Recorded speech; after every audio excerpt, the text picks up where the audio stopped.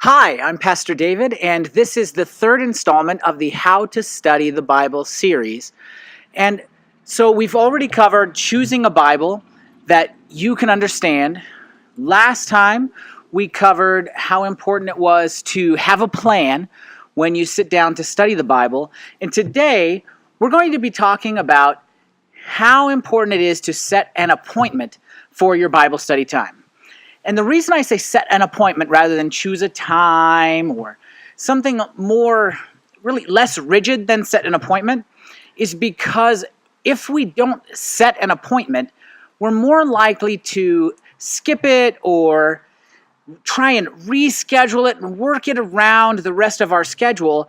Whereas an appointment, we're going to sit down, we're going to keep that time.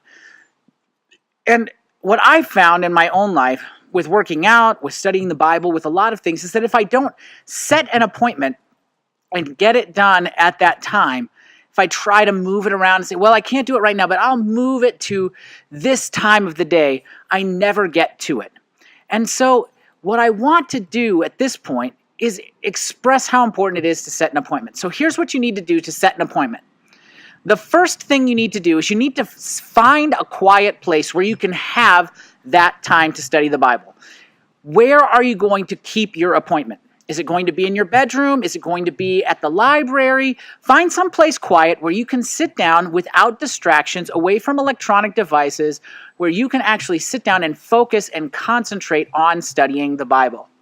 The second thing you need to do is find a time that is going to work for you, and then put your appointment down on your calendar or make a note of it every single day that that's the time you're going to study the Bible.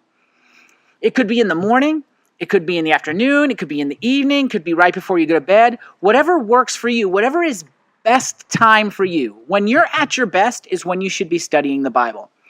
So when you're mentally focused, when you're alert, when you are motivated, that's the time you want to study the Bible.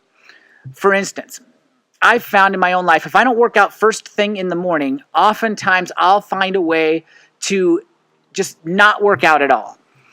And it's similar a lot of times for people when they study the Bible. If they don't put it right at the very first part of their day, they tend not to do it. So some people will just tell you, just do it in the morning, do it first thing, that's the best time. It may not be true for you. So find a time where you're at your best, where you can sit down, schedule that appointment, and the third thing you need to do is keep the appointment every single day. Don't let that appointment time go by and skip it and kind of work it around, because eventually, if you don't do it every day, you're not going to get into the habit of keeping that appointment, and you're going to find that days and maybe weeks, maybe even more than weeks, months have gone by without you sitting down to study your Bible. And so you need to set that appointment time so that you can get your Bible study done. So again, find a place, a quiet place where you can study. Set a time that works for you in your schedule and where you're at your best. And then third, keep that appointment every single day, regularly. Keep that appointment so that you can get your Bible study in and begin to grow in your life spiritually.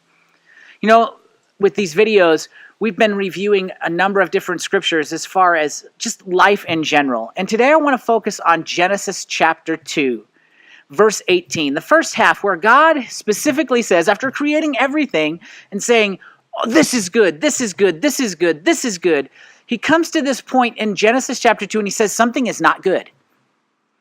There's something about creation that's not good. And this is what he says. It is not good for man to be alone. It's not good for us to live life on our own, completely isolated from other people. We're meant to have relationships with others.